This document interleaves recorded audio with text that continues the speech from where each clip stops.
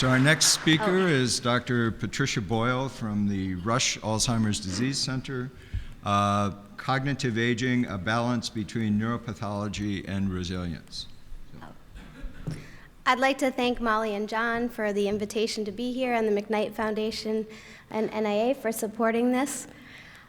When we talk about cognitive aging, we like to simplify things. So we like to distinguish between people who exhibit what we might call successful aging, they maintain their cognitive function over time, and distinguish them from those who are showing more minimal cognitive changes, what we call mild cognitive impairment typically, and then those who cross the threshold of dementia. And this provides a nice framework from which to think about how we might approach disease-related processes from healthy aging.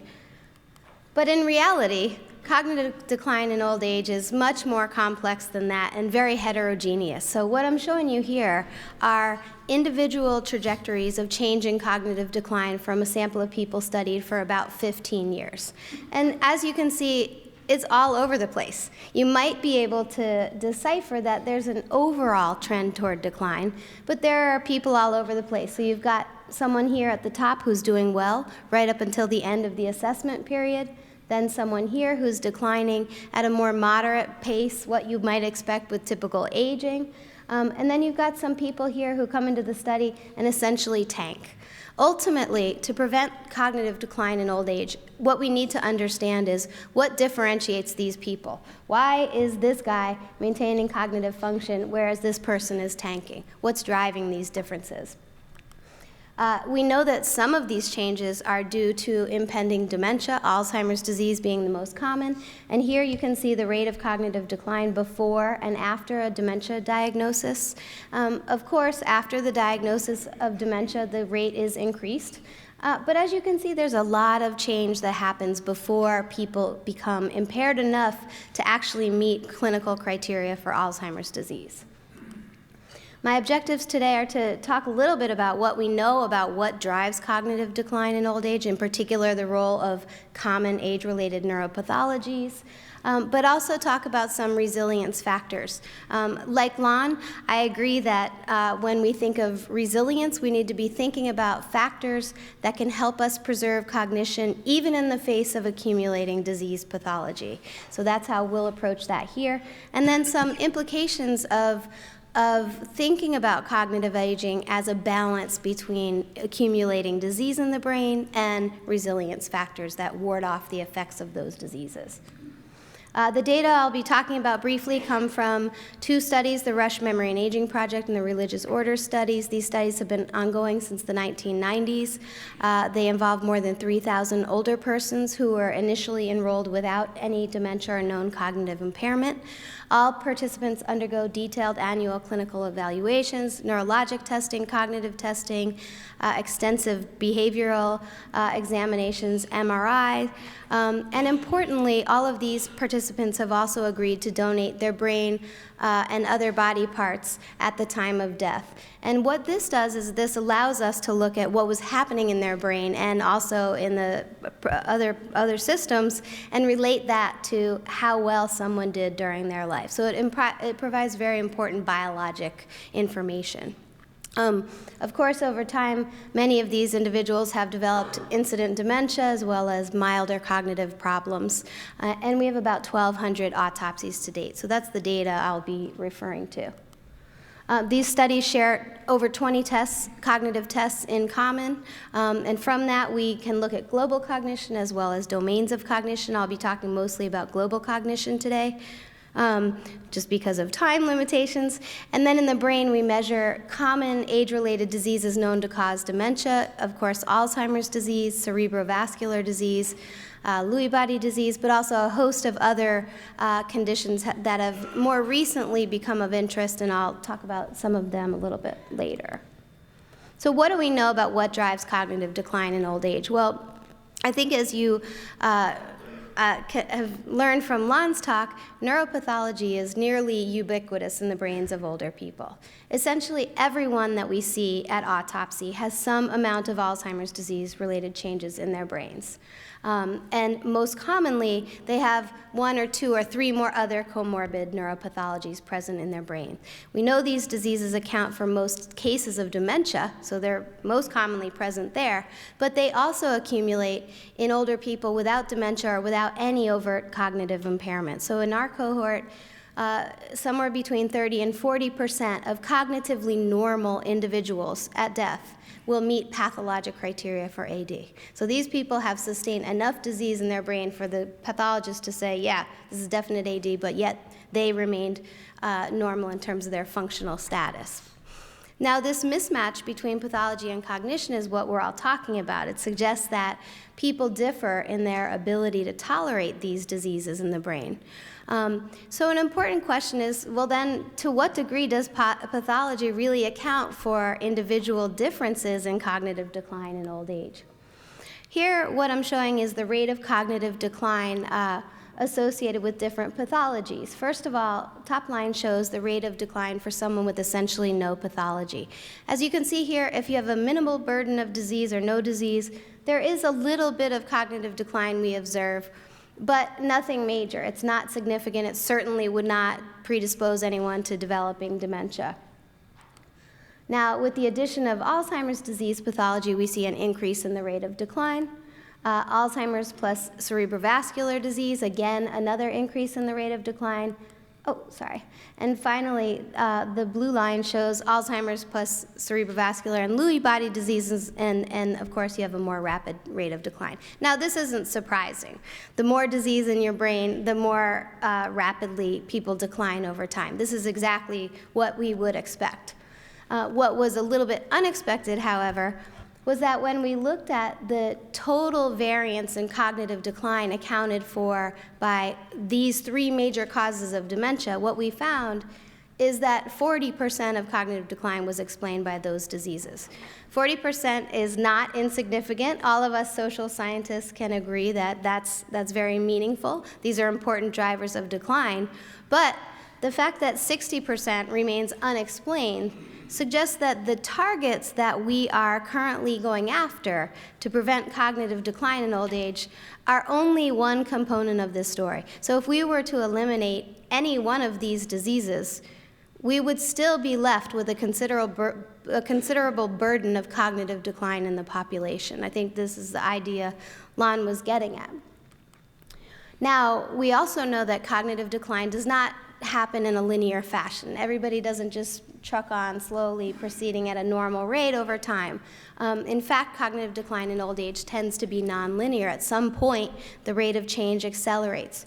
When we model cognition this way, what we see is that for an individual with low or no pathology, there's essentially no decline until about 1 to 2 years prior to death. And we call this concept terminal cognitive decline. What we think is happening is that medical and other physiologic conditions are happening in the body, the dying process is ongoing, and those conditions now are contributing to change in cognition. If we add Alzheimer's disease, we see an increase in the rate of earlier decline, as well as an earlier onset of terminal decline and a more rapid terminal decline. Same thing, cerebrovascular disease, again, increases both slopes and makes your terminal change period happen earlier, and same for Lewy bodies.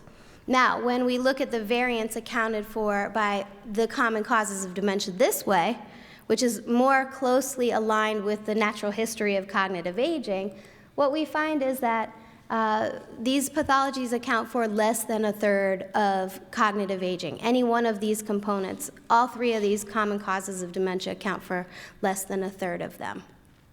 So this story is complex. There are a lot of factors as yet unidentified that contributed to cognitive decline in old age. And it gets worse. So we know there are other diseases that happen in the brain as we get older, and now we're studying a host of them, including TDP-43, which is common in frontotemporal dementia, hippocampal sclerosis, white matter disease, inflammation, and so on.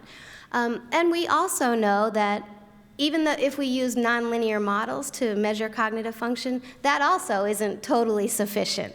People change in their patterns of cognitive change over time, and we need better ways of understanding exactly how cognitive decline happens. So here, recently we used time-varying effects models to look at the relationship of pathology with change in cognition over up to 2 decades prior to death.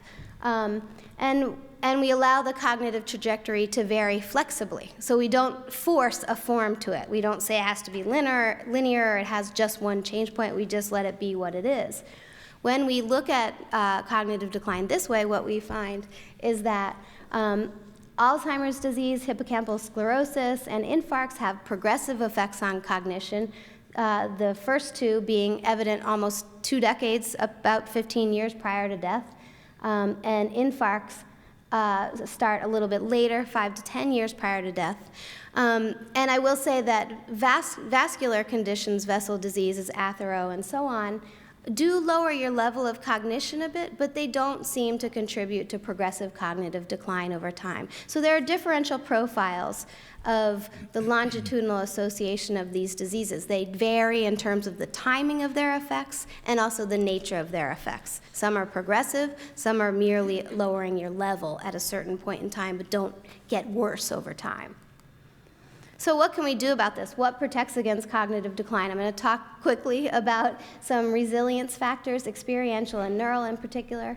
Again, resilience here in this context meaning things that help preserve cognition in the face of accumulating pathology. And I'll talk quickly about how they work. They can have different modes of operation. They can have independent effects, interaction effects, they can work with pathology somehow, or direct effects on pathology. So cognitive activity is a well-established risk factor for Alzheimer's disease. Here you can see that a cognitively active person is more than 2 times less likely to develop Alzheimer's compared to someone who is less cognitively active. When we look at the relationship of cognitive decline with cognitive activity, with cognitive decline over time after controlling for neuropathology, what we see is that both late and early life cognitive activity are associated with a substantially slower rate of cognitive decline. And this is after controlling for pathology. Together, these things account for 14% of the variance over and above the common pathologies in cognitive decline. So what this is saying is cognitive activity is an important behavioral thing that people can do to actually help support their cognitive function even as they're developing these diseases that most of us are in fact going to develop. Similarly, purpose in life is another factor we've shown to be related to cognitive impairment. It's the sense that your life is meaningful, you're goal-directed, you're engaged in something important. It's one of my favorite players, and a very robust protective factor against multiple health outcomes. Here you can see that purpose in life is associated with more than a 2-fold reduction in the risk of Alzheimer's disease. When we look at the relationship of purpose in life with cognitive decline, what we see is a modifying effect. So here's cognitive decline for a person with high pathology and high purpose compared to high pathology and low purpose. And you can see there's a considerable difference in their rate of change over time. We see a similar effect at lower levels of pathology, although not as strong, and that makes sense because there's not as much for these people to be compensating for. So people with a higher level of purpose in life tend to have slower decline despite the burden of pathology.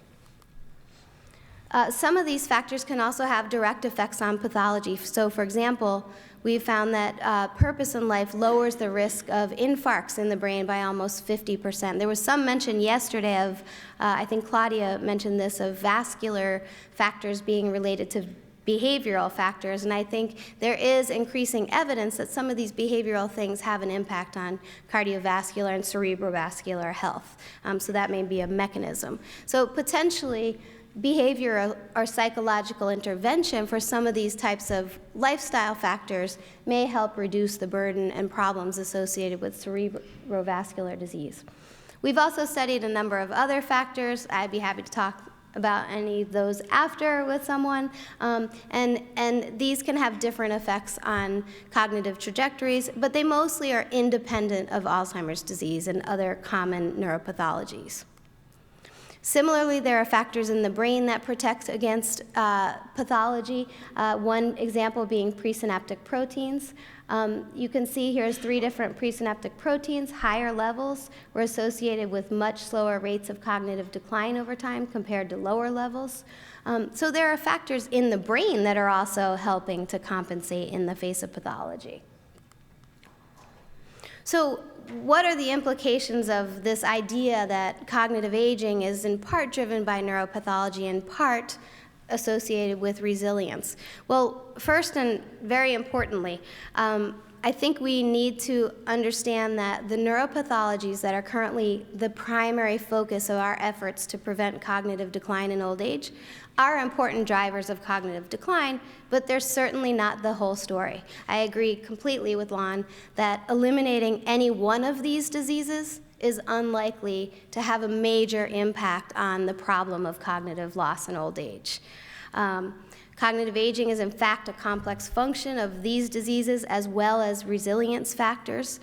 And resilience factors are things that can help us in the face of accumulating disease. So given that, I really think that resilience factors offer novel therapeutic targets that can offer us some protection while we try to struggle with finding ways to combat Alzheimer's pathology accumulation and all these other things. So really, focusing on resilience factors provides a new opportunity to think about what is it that we can do to better get at that residual cognitive change and reduce the burden of decline there.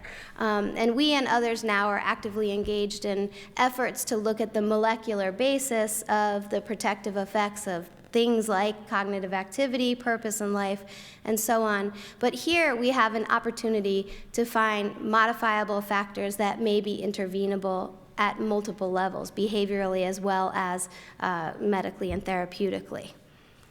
So I'll leave it at that. Thank you for the opportunity to speak today and for everyone who was involved with this work and the McKnight and NIA. Questions? Adam?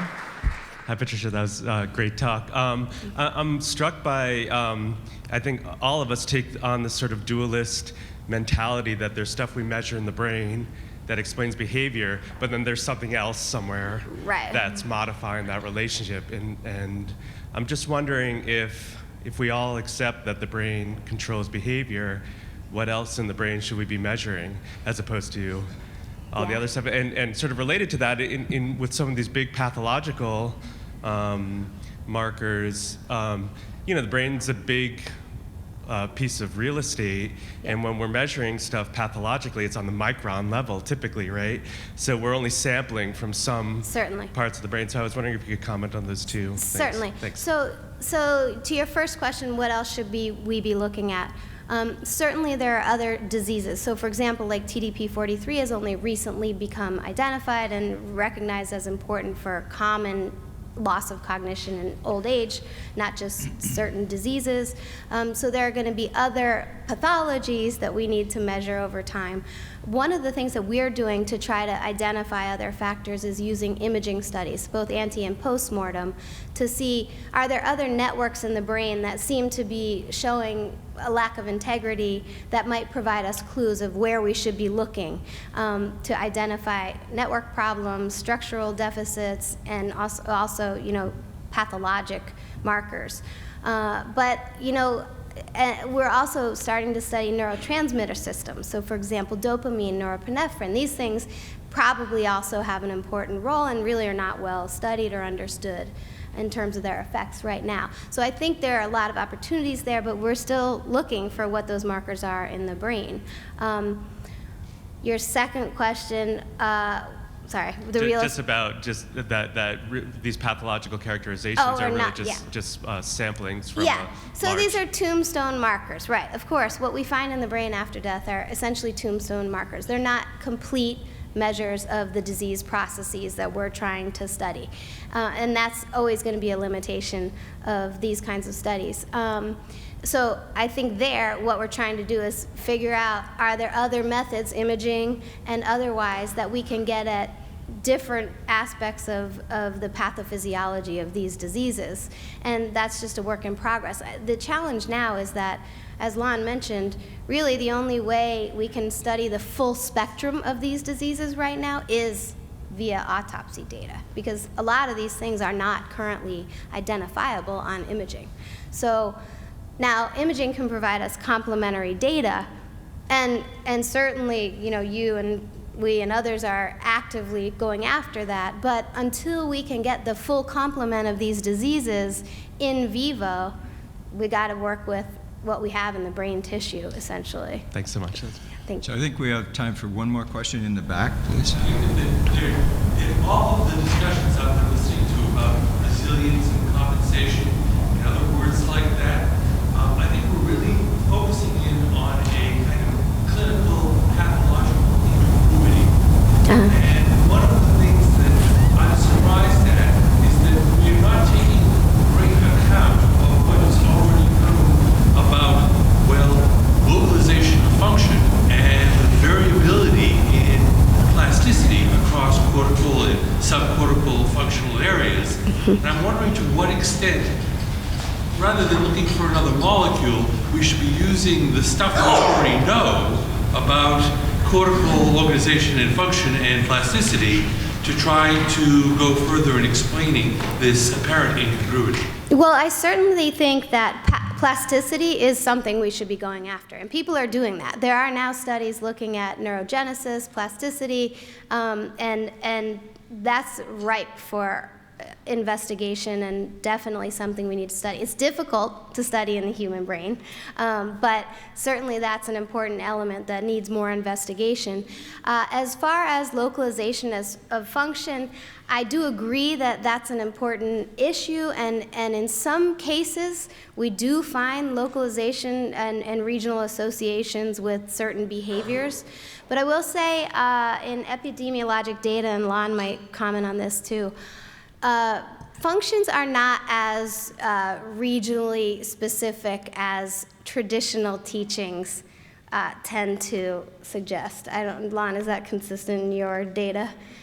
When we look for regional association, and I'm a neuropsychologist trained traditionally to think about these things, but when we look for regional associations and we try to tease things out at that level epidemiologically, we don't tend to see those strong relationships in general. There's been no more useful concept in understanding brain function than localization. As far as the distribution of things like neuropathology and its effects on the brain, I'm not saying it's an unimportant concept, but at a large-scale level, it's hard to find regional differences. We've studied amyloid in multiple brain regions, tangles in multiple brain regions, and they're highly correlated. They're extremely highly correlated, and that prevents us. I think it's very hard. That's why I don't work on it. With that, Thank you.